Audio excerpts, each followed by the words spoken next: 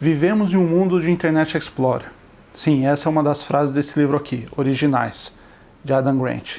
Quer entender essa metáfora? Vem comigo. Fala pessoal, bom demais? Fred Benetti aqui. Hoje o vídeo para falar desse livro aqui, Originais. O autor tenta mostrar pra gente como que a gente é moldado a aceitar nossa zona de conforto e o status quo, como que a gente, na maioria das vezes, está brigando por isso.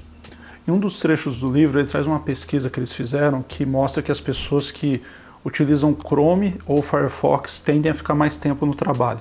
É meio bizarro você pensar isso, mas por quê, né? Então a primeira hipótese era que as pessoas que usavam o Chrome ou o Firefox tinham mais aptidão à tecnologia. Eles foram ver um pouquinho mais e viram que isso não tinha nada a ver. Eles rodaram mais uma pesquisa e entenderam que era o seguinte: se você compra um computador Windows, geralmente ele vem com o Internet Explorer instalado. E se você compra um Mac, ele vem com o Safari instalado. O simples fato de você ir atrás de um outro navegador, seja ele o Chrome ou o Firefox, que te obriga a ir num lugar e baixar, já faz de você uma pessoa que é inconformada. Você não aceita esse padrão de ou usar o Internet Explorer ou usar o Safari.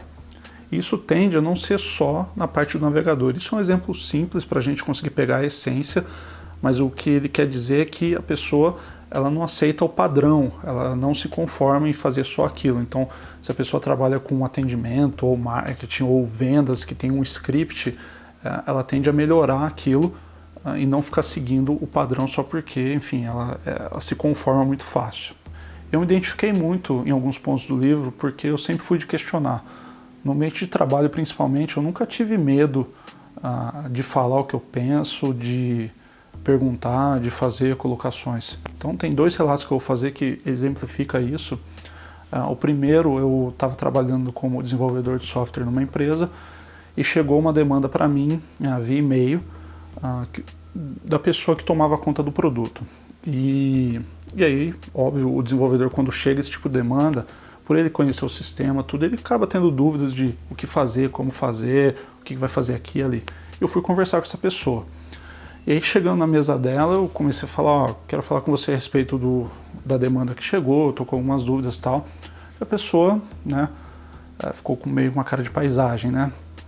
E aí eu comecei a falar, não, é e-mail de tal, e a pessoa, né, e aí eu me liguei que ela tinha repassado o e-mail para mim sem nem ter lido, né.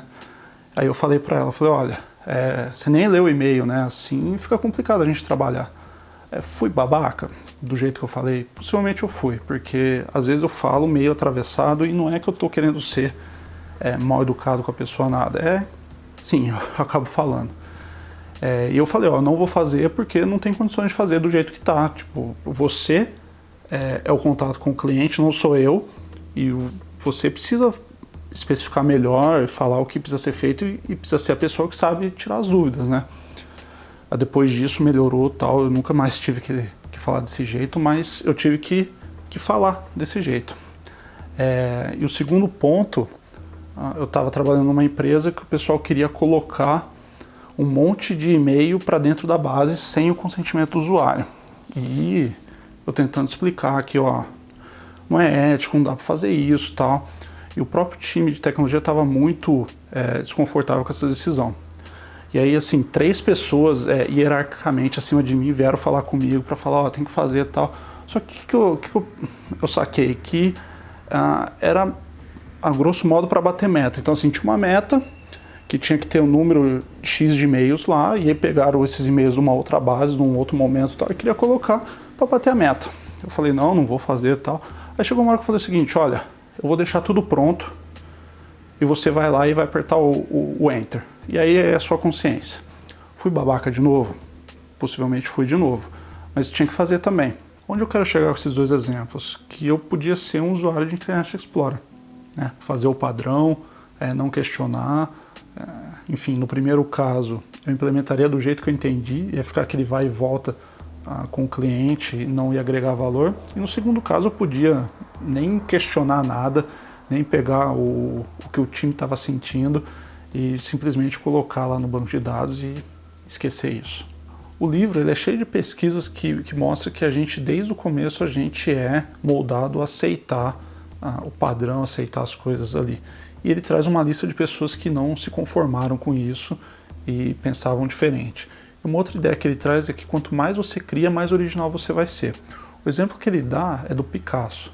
O Picasso, quando foi pintar o Guernica, que vai aparecer aqui ou aqui, que é um quadro ali que ele protesta contra o fascismo, ele fez 79 esboços para chegar na obra final. Só que vai além. Quantas obras você conhece, ou eu, quantas obras a gente conhece do Picasso? Sei lá, 20. Se a gente vê 20 quadros ali, talvez a gente saiba que os 20 são dele, 30, 40, vai. 100 quadros. Ele tem mais de 1.200 quadros. Tem mais de 12 mil desenhos. Então, assim, ele criou muito para ser tão original. Mas o que eu mais gostei desse livro foi a parte que ele fala das crianças, de como a gente pode limitar a originalidade dos nossos filhos. O primeiro exemplo que ele traz são das crianças superdotadas. Então, assim, essa criança, ela aprende a falar muito cedo, sabe tocar piano, tem influência numa língua e tudo mais, e isso causa um orgulho para os pais ali, só que a criança, se os pais e os professores não souberem trabalhar, essa criança vai ser condicionada a fazer o que já existe com muita perfeição. Então, tem pesquisa depois que ele mostra que crianças superdotadas na infância não quer dizer que vão ser grandes originais, porque a criança consegue executar aquilo com muita facilidade, mas é só aquilo. Ela não é estimulada a criar, a errar. Então, assim, é esperado que um superdotado tire nota boa e faça tudo muito bem e tal. Então, ele não erra, ele não cria, ele não tenta. Então, a gente rouba isso de quem é pai de superdotado e não tem essa consciência, que pode ser um problema. Uma dica excelente que ele dá, que eu comecei a aplicar, bem dizer, no dia seguinte que eu li, é associar o bom comportamento ao caráter. O que é isso? Então, se o seu filho faz algo bom, sei lá, dividiu o brinquedo em algum lugar, ao invés de você falar o seguinte, olha, que legal, você dividiu, você pode falar o seguinte, olha, você é uma pessoa boa porque você dividiu. Então, na hora que a gente fala do caráter, a criança tende a absorver isso muito melhor. Quantas vezes você falou para o seu filho que você tem orgulho dele? Quando eu falo para os meus, acho que eles ganham o dia. E é uma coisa que às vezes a gente passa batido e acaba não fazendo. Então, essa dica eu comecei a pensar muito nisso. Então, cada vez que eu preciso elogiar, que eu vejo uma boa ação que eles fizeram, eu tento agora colocar no caráter deles. Você é uma boa pessoa, você aqui na nossa família é assim, sabe? Sempre tentando associar a boa ação ao caráter.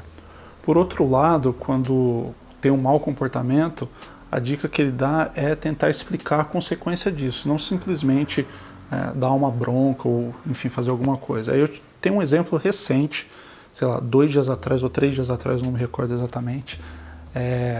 Minha filha estava fazendo uma manha para dormir, estava muito frio, não muito frio, estava frio, e ela estava com calor, ela não queria dormir com roupa de frio. E fazendo um escândalo, um choro, né? E antes, possivelmente, como que eu falaria, olha, Yasmin, coloca essa roupa, vai deitar e vai dormir que já está na hora. Simples assim, curto e grosso. E aí eu falei, olha, eu vou tentar diferente. Eu comecei a explicar para ela, falei, Yaya, eu sei que você está com calor, mas à noite vai esfriar, a parede vai fazer frio e você pode ficar doente. Se você ficar doente, a gente vai ter que te levar no hospital. Eu não quero te levar no hospital. Você sabe por que eu não quero te levar? Ela, papai, é por causa do coronavírus. E chorando, chorando. Eu falei, isso. Então, você precisa dormir agasalhada, porque a noite esfria. Mas eu não quero, não sei o quê. Eu falei, Yasmin, eu entendi que você está com calor, mas eu sei que você entendeu o que eu estou falando para você, que você não pode, eu não quero que você fique doente. Aí, beleza. Coloquei ela para dormir e tal, ela estava chorando. Fui pro meu quarto, então estava conversando com minha mulher, deu, sei lá, uns 5 ou 10 minutos, ela veio chorando de novo, só que veio pedir desculpa. Papai, eu não precisava ter feito o que eu fiz e eu entendi. Isso, assim, ela tem 5 anos.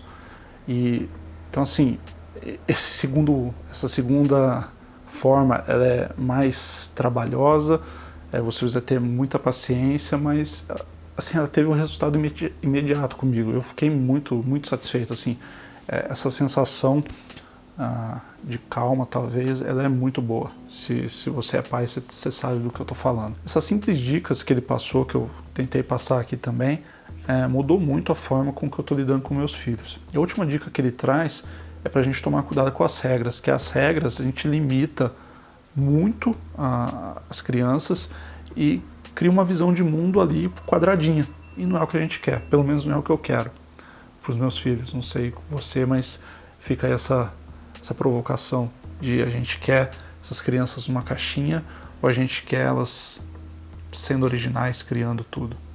Isso foi o que eu mais gostei do livro, dado o meu momento atual, com 2 crianças, a Yasmin com 5 e Ian com 7.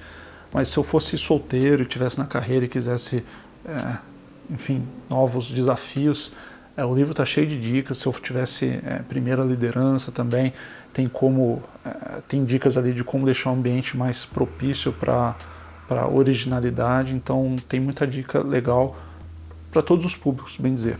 Lembrando que o link do livro está aqui na descrição. Eu comprei com muito desconto. Ele vive em desconto também, então se você estiver interessado, dá uma conferida lá. O vídeo de hoje é isso. Eu espero que você tenha gostado. Se você gostou, não esquece do like, não esquece de compartilhar. E deixa nos comentários o que você achou desse vídeo. Se você pretende ler ou se você já leu, qual foi o seu comentário. Eu acho que enriquece o debate aqui. Tá bom? Muito obrigado e até a próxima.